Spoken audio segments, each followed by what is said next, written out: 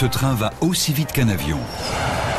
Baptisé Maglev, il s'agit d'un moyen de transport révolutionnaire. Le Maglev n'est pas génial, il est plus que ça. Pourtant, il n'est pas à l'abri des accidents. La première tragédie dans l'histoire du train à sustentation magnétique a fait 23 morts. Mais partons à la découverte de ce qui est peut-être le moyen de transport de demain.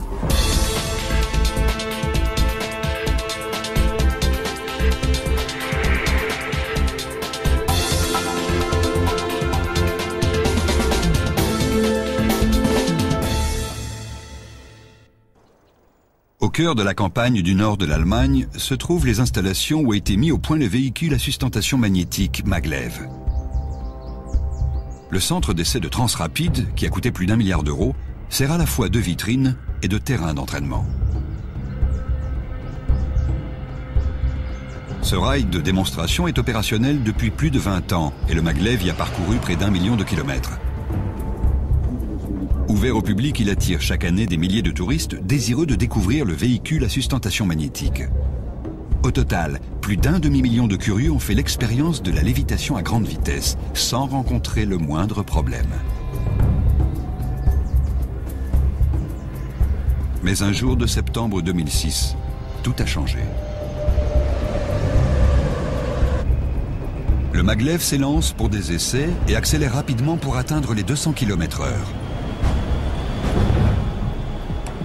Il file à toute allure sur la piste de 32 km. À 450 km/h en ligne droite, il ne lui faut que quelques minutes pour en faire le tour.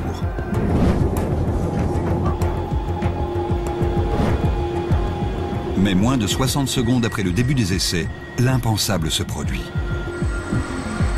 Un véhicule de maintenance se trouve lui aussi sur le rail pour l'entretenir.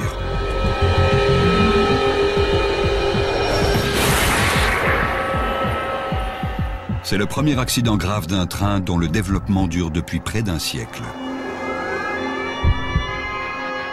Une enquête est ouverte pour comprendre ce qui s'est passé et pourquoi.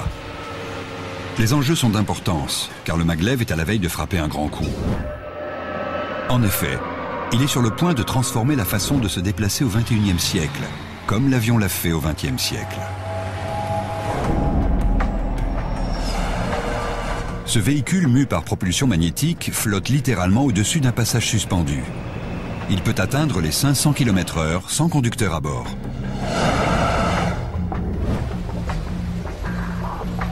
D'après certains experts, les générations à venir se rendront dans des gares de Maglev au lieu d'aller à l'aéroport. S'ils sont dans le vrai, ce véhicule est véritablement unique. Il faut dire qu'il offre la possibilité de se déplacer entre deux villes à des vitesses supérieures à celles d'une Formule 1. Le Maglev marie la vitesse de l'avion avec les commodités du train, en permettant aux usagers de monter et descendre rapidement dans des gares construites au cœur des villes.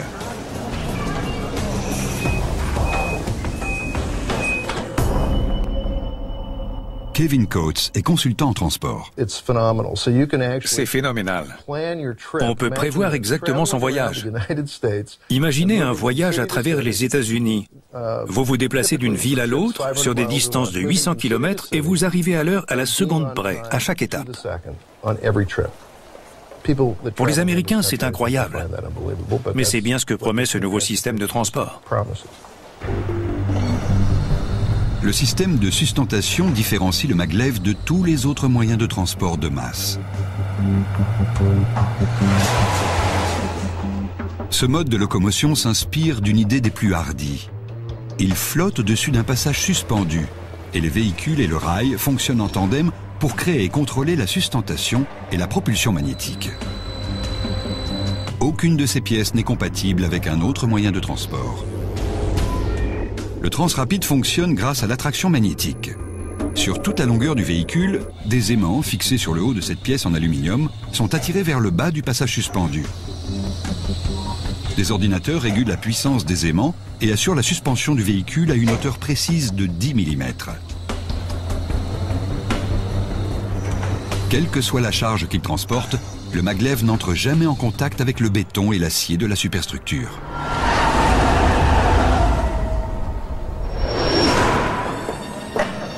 Chaque maglev pèse 50 tonnes et peut transporter une charge de 20 tonnes, ce qui le rend plus lourd qu'un char d'assaut. Ce système sophistiqué soulève et fait léviter une charge de 70 tonnes, mais il la fait aussi avancer à plus de 400 km/h et toujours à 10 mm au-dessus du passage suspendu.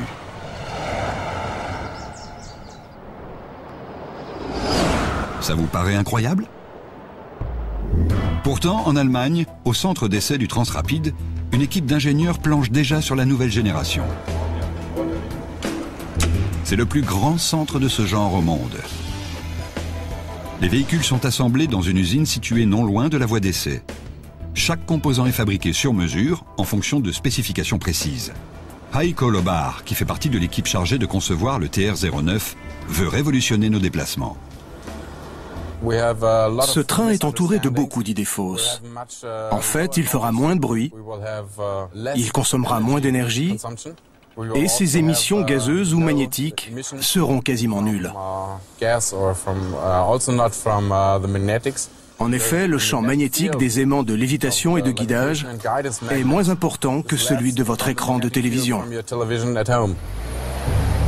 Ces concepteurs ont tellement foi en cette machine qu'ils ont investi des milliards d'euros.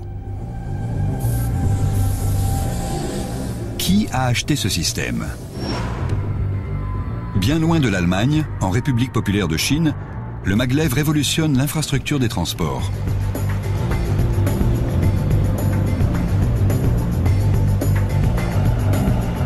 La Chine s'affirme chaque jour un peu plus comme un creuset économique, et elle a décidé de s'équiper de systèmes de lévitation magnétique. Le gouvernement y voit plusieurs avantages. Ce serait un moyen efficace pour transporter les quelques 1,3 milliard de Chinois et des denrées en tout genre à la veille de l'épuisement d'une partie des énergies fossiles. Il faut donc prévoir pour l'avenir, et l'avenir, c'est le maglev. Les Chinois ont d'abord commandé une ligne d'une trentaine de kilomètres pour relier le centre de Shanghai à son aéroport international. Facture totale, 1,2 milliard d'euros. Mais les ingénieurs du Transrapid savaient que ce premier contrat servirait de test, car Pékin songeait déjà à des lignes supplémentaires pour étendre l'utilisation du maglev à toute la Chine. On envisage ainsi de relier Shanghai à la ville touristique de Hangzhou, soit une construction de 170 km de long, d'un coût d'environ 3 milliards d'euros. Une autre ligne ferait Shanghai-Pékin, soit une construction de plus de 1300 km, d'une valeur approximative de 16 milliards d'euros, ce qui représente tout de même 13,5 millions d'euros du kilomètre.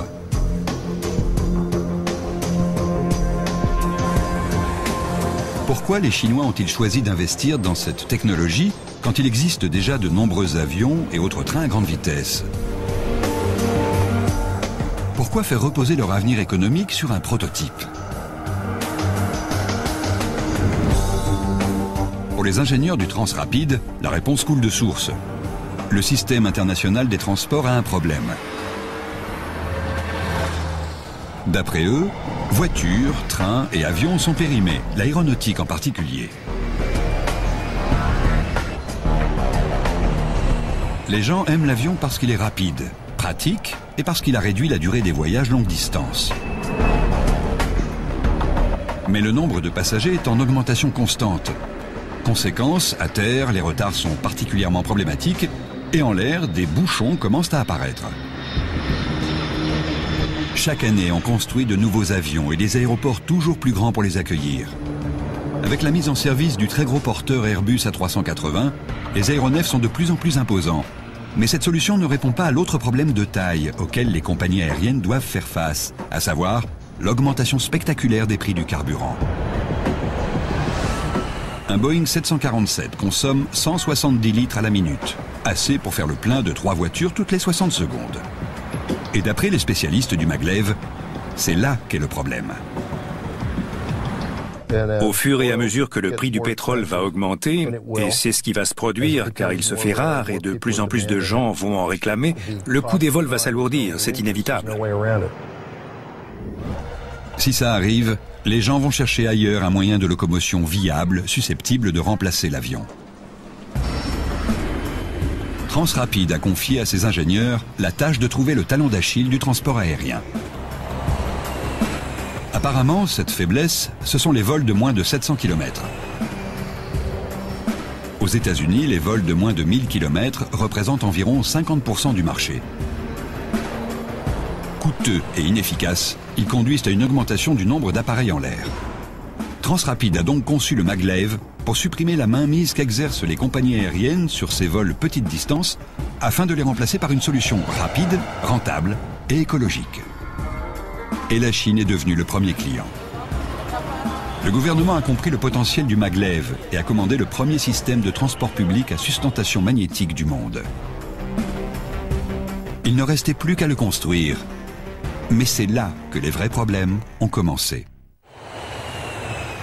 Comme les phases de recherche sur l'aviation, l'automobile, le chemin de fer et les vaisseaux spatiaux, la mise au point du maglev a duré plusieurs décennies. L'histoire du rail en Allemagne jouissait d'une longue histoire d'innovation remontant à 1835. Et les trains circulaient à plus de 200 km/h dès les années 1930. Une maquette à l'échelle, présentée sur un rail de 1600 mètres de long, a atteint les 149 km/h en négociant les virages à 45 degrés sans vibrer. C'est dans les années 1930 que l'inventeur Hermann Kemper rêve d'un train sans roues, d'un système qui maîtriserait la puissance de l'aimant pour soulever et propulser un véhicule. Mais deux problèmes de taille allaient ralentir sa mise au point.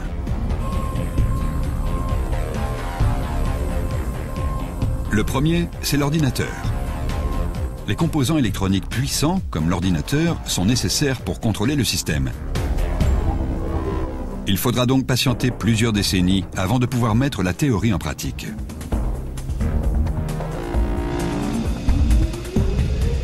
Ces engins à l'allure bizarre n'allaient pas très vite comparés aux maglev d'aujourd'hui, mais ils ont plu aux gens et ils ont suffi à faire avancer, même lentement, les études dans le domaine de la sustentation magnétique.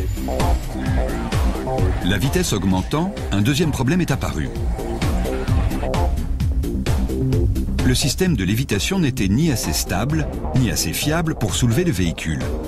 Ce dernier avançait donc, mu par la puissance magnétique, mais il reposait toujours sur des roues. Si les ingénieurs ne parvenaient pas à faire léviter le véhicule, cette technologie risquait fort de finir dans la corbeille. Et le maglev de devenir une anecdote dans le livre d'histoire des expériences ratées.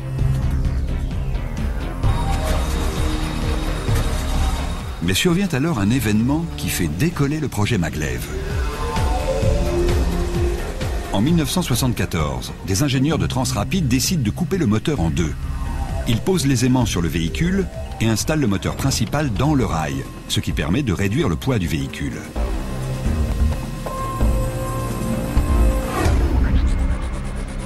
À l'aide de fusées, un prototype est propulsé à 401 km/h.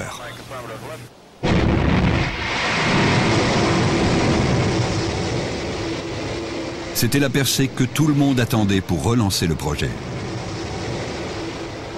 Dès lors, Transrapid n'a plus qu'une chose à faire pour convaincre le reste du monde, fabriquer un engin qui fonctionne.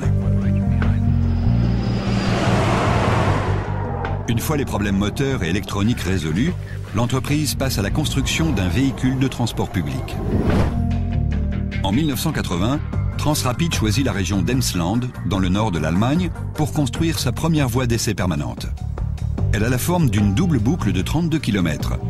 Loin des regards indiscrets et des critiques, les ingénieurs travaillent sur cette technologie révolutionnaire.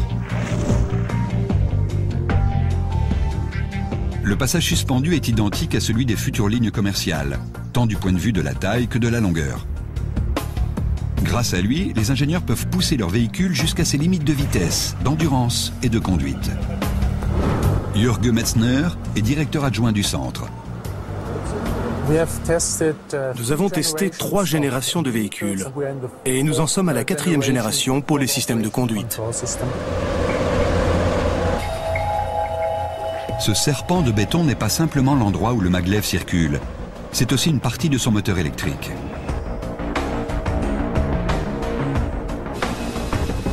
Il est constamment amélioré pour répondre aux exigences liées à l'évolution du véhicule.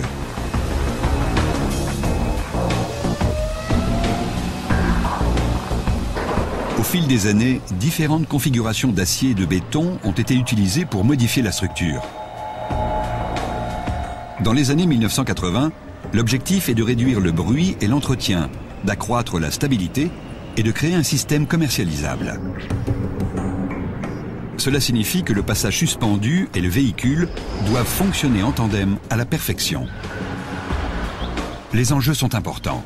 Si les ingénieurs ne parviennent pas à faire fonctionner le maglev sur ce rail, ils ne pourront pas intéresser d'éventuels investisseurs. Les essais commencent. Des records sont établis, puis battus, encore et encore. Et les chiffres donnent le tournis. Trajet quotidien maximum, 2476 km. Distance d'essai non-stop, 1664 km. La vitesse d'essai maximale atteinte aujourd'hui est de 450 km/h. Mais le maglev a été conçu pour dépasser les 500 km/h. Sa vitesse est seulement limitée par la configuration du passage suspendu qui lui permet de décélérer avant l'entrée d'un virage. Depuis les premiers essais, les maglevs ont parcouru plus de 800 000 km, soit 20 fois le tour du monde autour de l'équateur.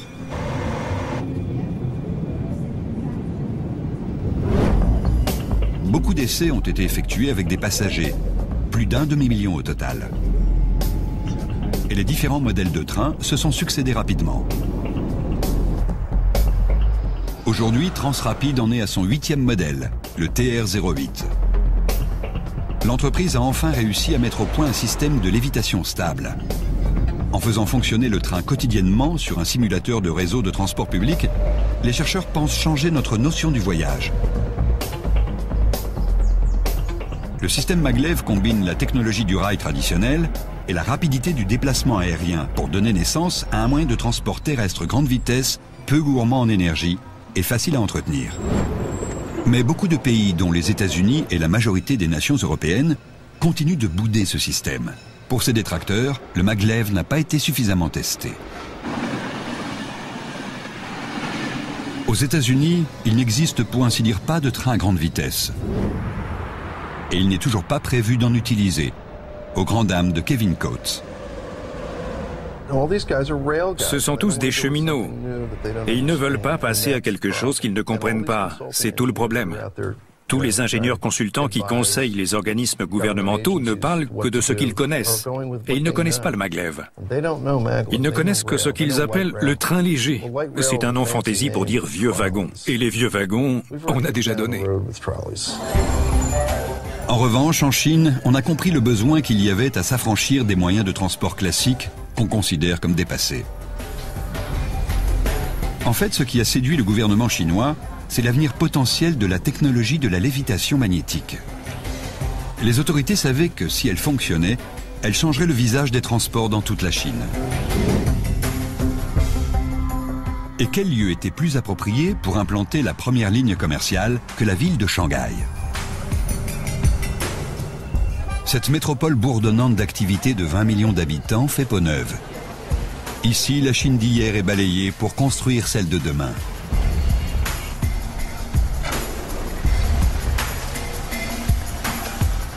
Les Chinois bâtissent la ville de leur avenir et ils veulent qu'elle serve de référence. Shanghai attire les milieux d'affaires grâce à la modernité de son environnement et à son marché de l'emploi. Mais ça ne va pas sans poser des problèmes de circulation routière. Des prévisions ont indiqué que plus de 2 millions de véhicules vont bloquer les rues dans les années à venir et que les nouvelles routes vont être engorgées sitôt construites. Si les Chinois ont décidé de ne pas choisir l'aéroport et les routes nationales, c'est parce qu'ils ont compris que déplacer les gens d'une ville à l'autre à l'aide de l'électricité est une solution durable pour le transport des années à venir. En mars 2001 a débuté la construction d'une connexion rapide entre Shanghai et l'aéroport international de Pudong. C'est la première étape de la réalisation d'une nouvelle infrastructure des transports dans ce pays. Un trajet qui prenait 1 heure en voiture au milieu d'une circulation placée sous le signe des bouchons, du bruit et de la pollution pouvait en théorie ne durer que 7 minutes et demie porte à porte avec un maglev. Faire appel à ce train pour résoudre les problèmes de transport semblait donc très intéressant. Mais il allait falloir relever des défis de taille. Tout d'abord, un tel chantier n'avait aucun précédent. Les ingénieurs allaient devoir construire le rail sans commettre la moindre erreur.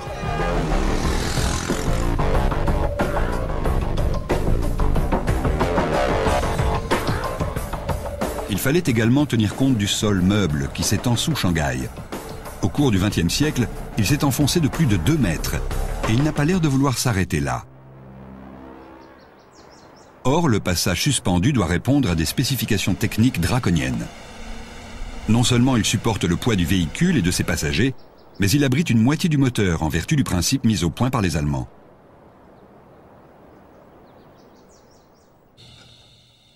Les marges de tolérance entre le passage suspendu et le véhicule sont inférieures à 2 mm.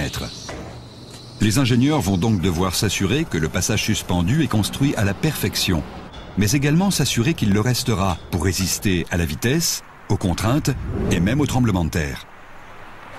Les données géotechniques sont elles aussi hors du commun. La construction du passage suspendu est confiée à des ingénieurs chinois. À eux de fabriquer le moteur gigantesque qui reliera le centre de Shanghai à l'aéroport international.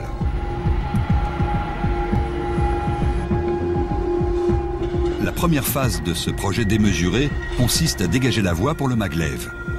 Il faut abattre des bâtiments et déplacer les gens qui y habitent. Mais les vrais problèmes apparaissent quand les spécialistes découvrent le sol qui se trouve sous ces constructions. Le maglev doit traverser les plaines alluviales du Yangtze-Kiang et du Huangpu. Le limon et le sable y ont été déposés au fil de plusieurs millions d'années. Et ce sol meuble n'est pas en mesure de soutenir l'infrastructure nécessaire pour faire circuler le maglev. Carlos Ventura est ingénieur en génie civil.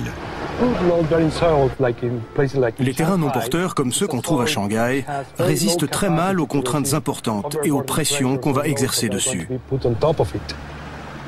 Au final, cela peut avoir un effet très négatif sur la structure, car cette dernière risque de s'enfoncer, de basculer ou de se déformer petit à petit, ce qui n'est pas envisageable. Par le passé, l'Empire du Milieu a été victime de séismes dévastateurs. Si l'un d'eux devait toucher Shanghai, vu la nature du sol, il risquerait de produire un phénomène appelé liquéfaction ou fluidification. Professeur à l'Université de Colombie-Britannique, Dawn Shuttle nous montre comment ce phénomène peut faire basculer une structure non renforcée. Pendant un séisme, les particules de sable se déplacent pour former une configuration plus dense. Mais la contrainte est immédiatement répercutée vers l'eau plutôt que vers le terrain. En conséquence, le bâtiment coule. Une infrastructure adéquate, comme des pilotis, empêche un effondrement éventuel. Mais le problème est de savoir quelle quantité il faut en installer. Pour éviter toute rupture du passage suspendu et pour minimiser les impacts d'un tremblement de terre, les ingénieurs ont un plan.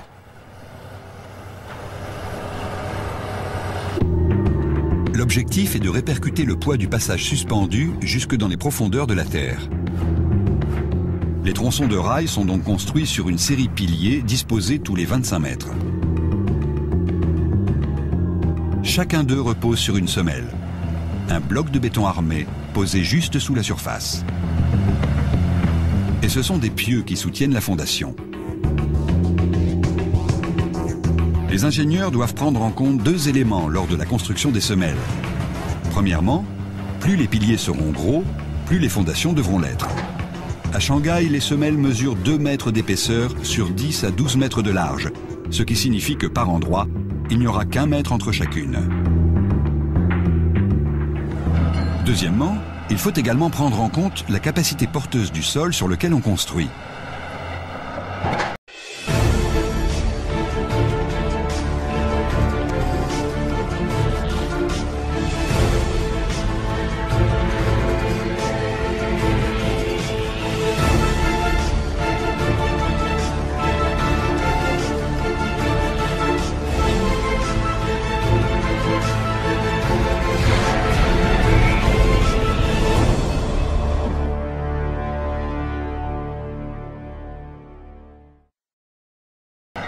Plus ce dernier est meuble, plus il faut de pieux et plus il faut les enfoncer profondément. À Shanghai, le sol est si peu résistant qu'il faut les enfoncer d'une trentaine de mètres et parfois de 70 mètres, soit l'équivalent de la hauteur d'un immeuble de 23 étages. Chaque semelle s'appuyant sur 20 à 24 pieux sur l'ensemble de la construction, il faudra en enfoncer plus de 24 000.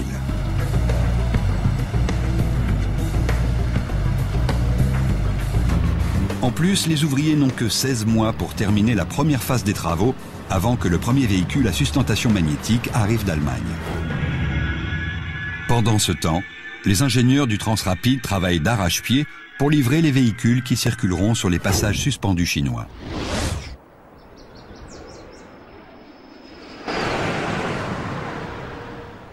Jusqu'à ce jour, ils n'ont jamais construit de maglev en vue d'une exploitation commerciale. Ils n'ont livré que des prototypes. Mais celui-ci ne servira pas à des essais, et les Chinois ont besoin qu'il fonctionne à la perfection. En plus, les ouvriers allemands n'ont que 22 mois pour fournir les trains demandés. Le plan prévoit donc de faire passer le prototype TR-08 en production. Le compartiment passager s'annonce relativement facile à fabriquer, puisqu'il ressemble à celui de n'importe quel train traditionnel. Mais là s'arrête la comparaison.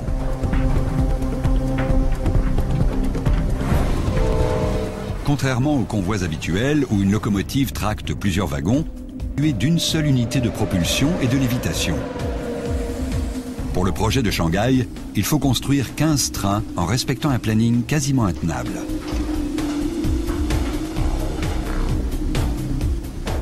Sur un maglev, il n'y a pour ainsi dire aucune pièce mobile, ni générateur pour alimenter les ampoules et les appareils électroniques.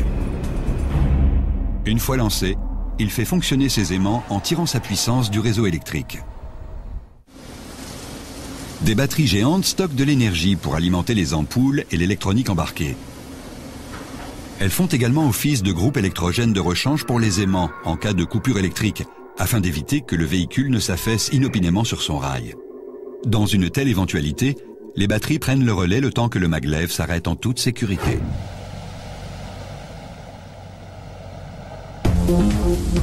Le système de lévitation et de propulsion fonctionne grâce à des électroaimants. Des bobines de fil sont parcourues par un courant électrique afin de créer un champ magnétique. Plus il y a de fils et de courants, plus le champ est puissant.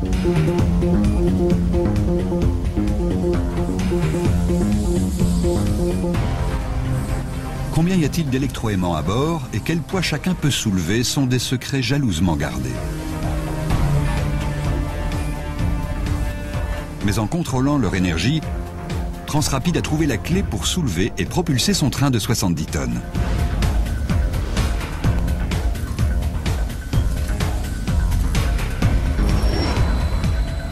Le moteur linéaire du maglev est utilisé dans d'autres types de transports.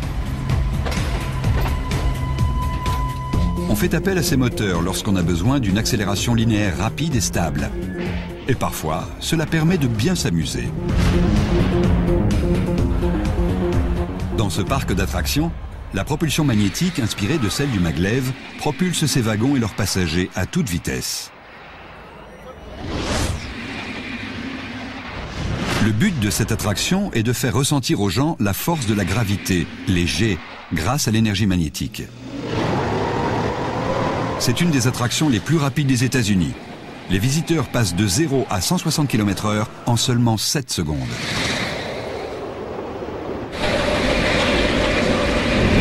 Ils montent le long d'une structure haute de 41 étages, s'arrêtent et restent suspendus pendant 6 secondes et demie en apesanteur avant de redescendre en arrière. Frisson garanti.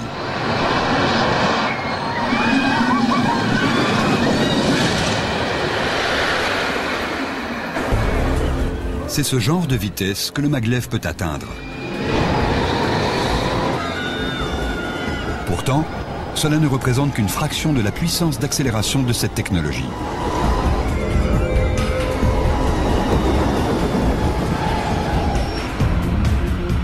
Ainsi, la marine américaine est en train de l'adapter aux catapultes de ses porte-avions. À l'heure actuelle, ces appareils fonctionnent à la vapeur.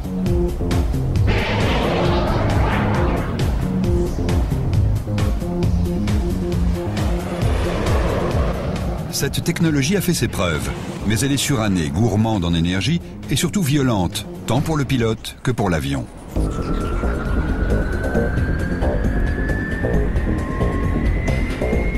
Les porte-avions de demain seront équipés de systèmes à propulsion magnétique qui permettront de décoller, mais également d'apponter à l'aide de super-aimants. Ils offriront un contrôle plus efficace et prolongeront la durée d'utilisation de l'avion, car la puissance de la catapulte sera affinée en fonction du poids de chaque aéronef.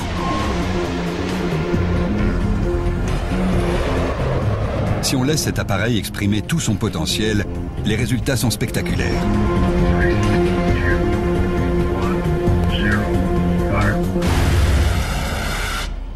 À la base aérienne Holloman, dans le désert du Nouveau-Mexique, se trouve une voie d'essai où on utilise un engin mu par réacteur pour lancer des systèmes d'armes à des vitesses atteignant Mach 8.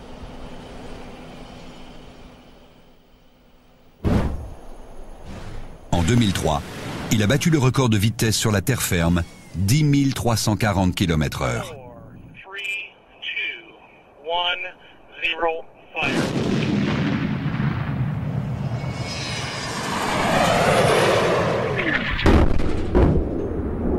La combinaison détonnante entre fusée et aimant pourrait permettre au maglev d'atteindre des vitesses incroyablement élevées.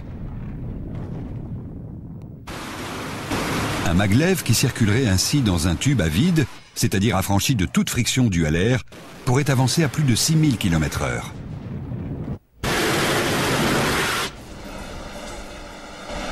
Pour apprécier cette machine étonnante, il faut l'utiliser. Sur la voie d'essai d'Emsland, c'est ce qu'on propose au grand public.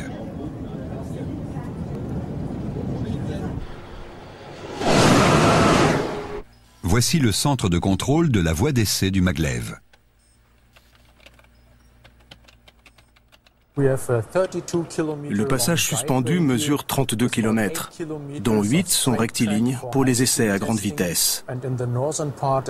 Dans les parties nord et sud, il y a une boucle. Avec une configuration de ce genre, il est également possible de procéder à des essais de durée de fonctionnement. Après une inspection détaillée dans le hangar, le centre de contrôle donne son feu vert. Le maglev est prêt pour un essai à grande vitesse. D'un clic de souris, les ordinateurs activent les aimants et le véhicule commence à défier la gravité. Ce pur sang est prêt à s'élancer. Ce jour-là, il va atteindre une vitesse de croisière de 400 km/h.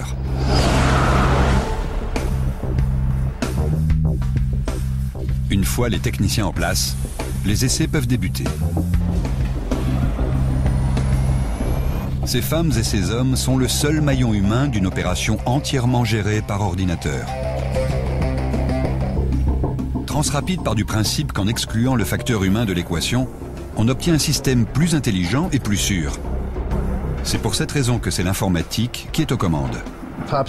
La vitesse de pointe du Transrapide est de 500 km/h. À une telle allure, l'homme ne peut pas réagir assez vite.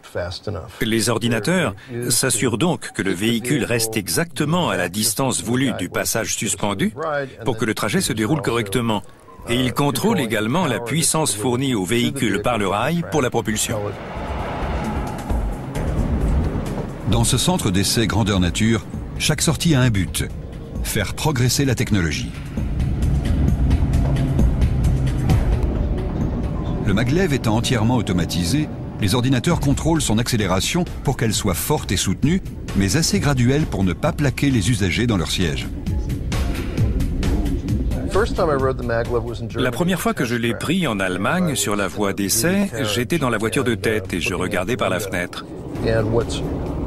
Ce qu'il y a de vraiment étonnant quand on fait cette expérience, c'est que pendant que le véhicule se déplace, on a presque l'impression de regarder une vidéo, un film animé.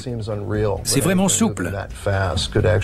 Ça paraît irréel que quelque chose qui aille aussi vite puisse être aussi souple.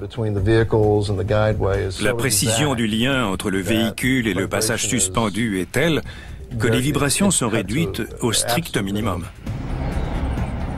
Les techniciens, eux, n'ont pas le temps d'admirer le paysage. Ils se concentrent sur leurs écrans.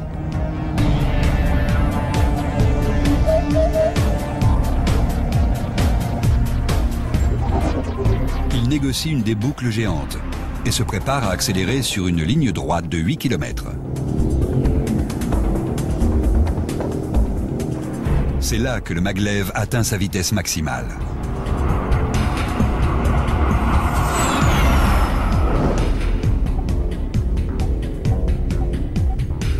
Comme il lévite, la friction qui s'exerce entre les roues et les rails sur les trains conventionnels est ici éliminée. Cela lui permet d'atteindre des vitesses plus élevées et d'accélérer et de freiner plus vite. La puissance ne se mesure pas en chevaux-vapeur, mais en bits et en kilowatts. Ces superordinateurs exécutent des millions de calculs à la seconde. Ils reçoivent des informations des aimants et du rail et leur en envoient pour assurer la stabilité et la propulsion. C'est un peu comme une planche de surf qui se déplace sur une vague. Mais là, c'est une vague magnétique que les ingénieurs accélèrent pour propulser le véhicule. C'est une opération très progressive. À l'intérieur du train, on peut se promener sans ceinture de sécurité. C'est très souple. Le centre d'essai simule toutes les situations que le maglev peut être amené à rencontrer pendant son exploitation. Il a été utilisé sous la pluie, sous la neige, par grand vent et même en plein orage. En virage, la vitesse est limitée à 200 km/h afin de préserver le confort des passagers.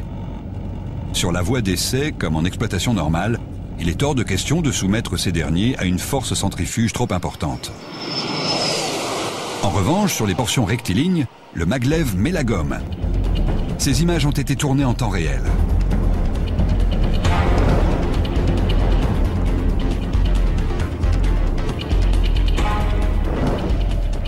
Les techniciens accumulent des données pour les analyser. La vitesse et les performances du véhicule sont observées sous toutes les coutures depuis le centre de contrôle.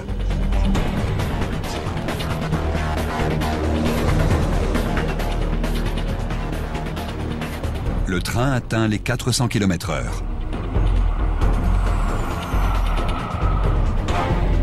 Les essais sont réussis haut la main.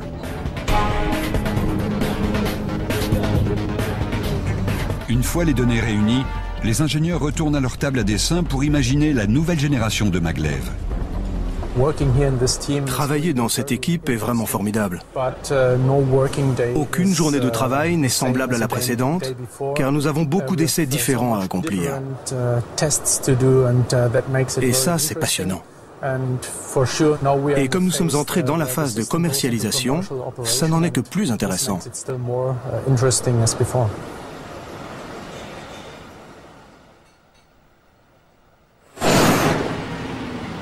Le tout premier maglev devant être livré à Shanghai à l'été 2002, les grands travaux commencent.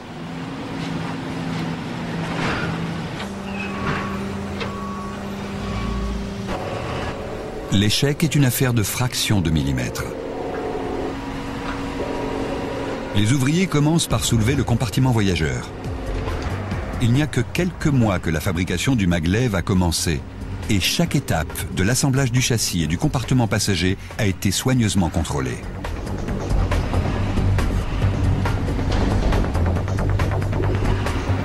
Puis, on a installé les ordinateurs. Et le moment de vérité est arrivé. Le train allait-il fonctionner ? Il a suffi de pousser quelques boutons pour être rassuré.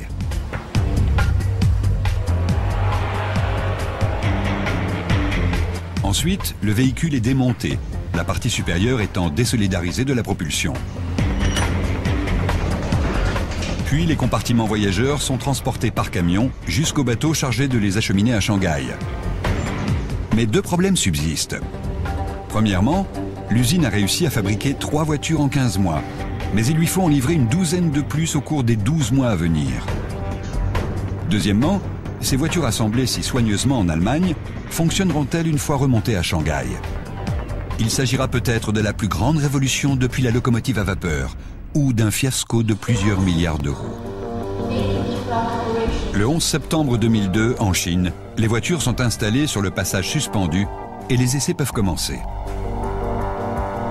C'est une étape nécessaire avant l'ouverture au grand public de la ligne Pudong-Shanghai.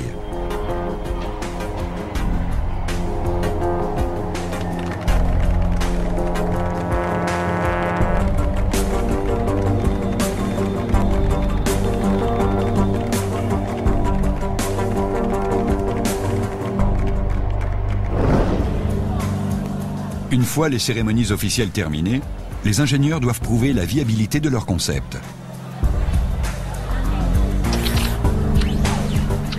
Les équipes de fabrication chinoises et allemandes sont issues de systèmes et de traditions industrielles différentes. Auront-elles surmonté les problèmes de délai et de distance et respecté les spécifications techniques qui leur laissent une marge d'erreur de moins de 2 mm? Les passages suspendus de Shanghai sont une adaptation de celui d'Emsland. Au lieu d'installer des poutres de 50 mètres de long, les Chinois ont utilisé des éléments de 25 mètres. Ça a multiplié par 2 le nombre de poutres nécessaires et la durée de construction du réseau. Mais ça a simplifié le transport et l'assemblage des poutres. En conséquence, les ouvriers chinois ont réussi à respecter le délai qu'on leur avait imposé. Et pour les experts, la prouesse technique ne se limite pas à ça. À Shanghai, le tracé mesure une trentaine de kilomètres de long. Et il a été construit avec un écart maximum d'1 millimètre sur toute sa longueur. Que je sache, rien au monde n'atteint un tel niveau de précision. Pour réussir ce tour de force, les ingénieurs ont utilisé un système d'appui réglable qui leur a permis de corriger les inclinaisons des passages suspendus. Les quelques 10 000 appuis à 3 points qui jalonnent tout le tracé élèvent ou abaissent les poutres du rail pour les ajuster. Mais tous les tronçons ne sont pas en béton. Certains sont en acier. Ces aiguillages métalliques se courbent sur commande pour permettre au train de changer de passage suspendu. Là encore, la vitesse est limitée dans les virages à 200 km/h à cause des passagers. Un changement de direction brusque à grande vitesse les ferait tomber.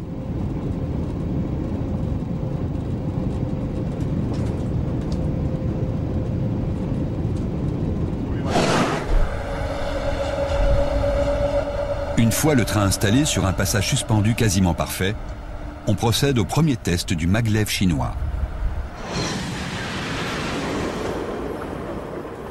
Les ingénieurs le poussent à 501 km/h, établissant alors à l'époque un nouveau record.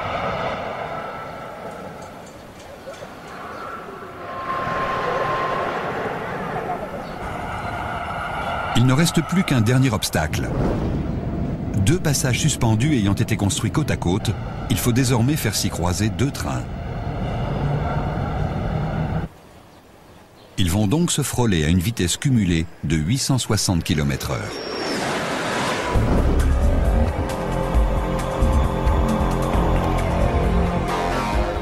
En s'appuyant sur les recherches et les simulations, ces engins ont été conçus pour résister aux fortes pressions dues au déplacement d'air provoqué par un croisement à grande vitesse. Mais on n'a encore jamais procédé à un essai grandeur nature.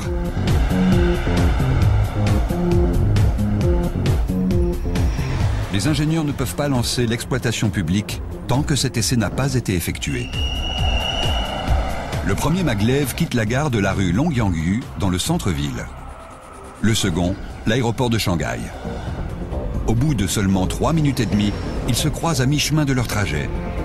Chacun d'eux a accéléré à la vitesse maximale de 430 km/h et va s'y maintenir moins d'1 minute.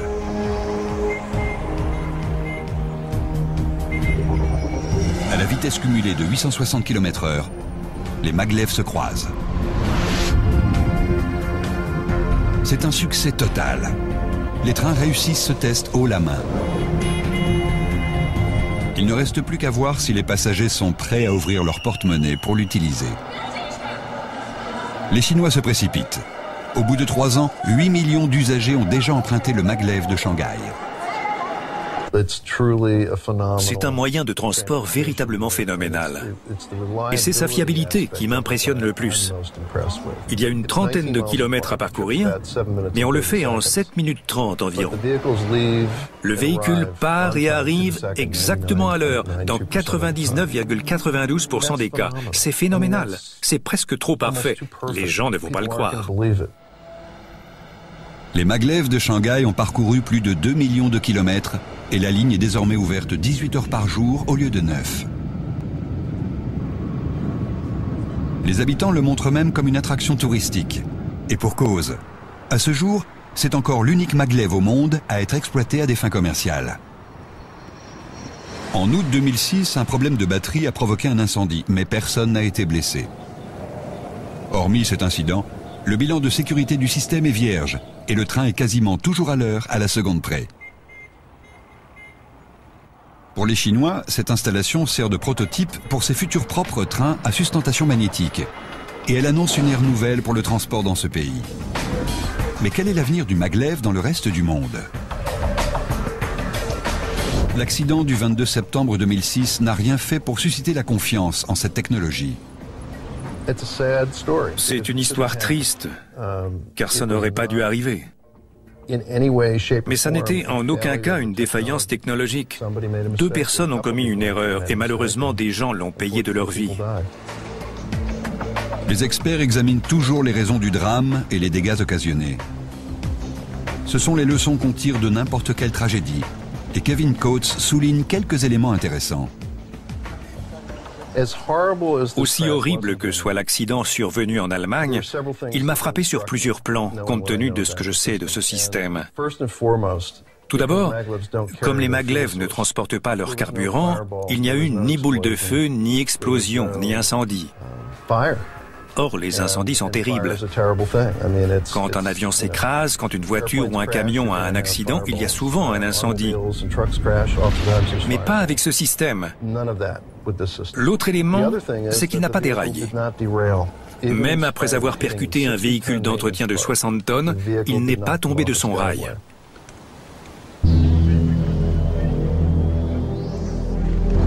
Les déraillements font partie des risques encourus par les transports ferroviaires conventionnels. Le 3 juin 1998, dans le nord de l'Allemagne, un train à grande vitesse, ICE, a perdu une roue et déraillé à 200 km/h.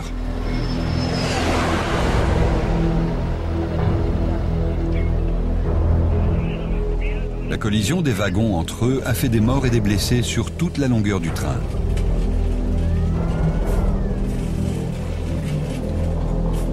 « 101 personnes ont péri et 105 ont été grièvement blessées. Or, ce genre d'accident est quasiment impossible avec un maglev. Il ne s'est pas replié sur lui-même en accordéon. Par conséquent, les gens peuvent être rassurés. Si de tels engins passent à côté de chez eux, ils ne doivent pas avoir peur d'éventuels dégâts collatéraux en cas d'impact. J'ajoute qu'un impact comme celui-ci n'arriverait pas sur une ligne commerciale. Effectivement, à Shanghai, les risques qu'un tel accident se produise sont minimes. Comme il s'agit d'une ligne exploitée à des fins commerciales, elle est équipée de nombreux systèmes de sécurité. Et si un ordinateur détecte quoi que ce soit sur le rail, il interrompt aussitôt toute circulation. La voie allemande, elle, ne dispose que de systèmes de sécurité manuels pour permettre aux techniciens de procéder aux essais. Pour moi, cela démontre qu'on a beau faire tout ce qu'on veut pour exclure l'homme du fonctionnement d'un train à grande vitesse, il faut quand même une personne pour appuyer sur le bouton de mise en marche. C'est ce que quelqu'un a fait, et ce quelqu'un l'a fait au mauvais moment. Mais malgré ces pertes humaines terribles, je reste convaincu à 100% qu'il n'existe aucun moyen de transport plus sûr au monde.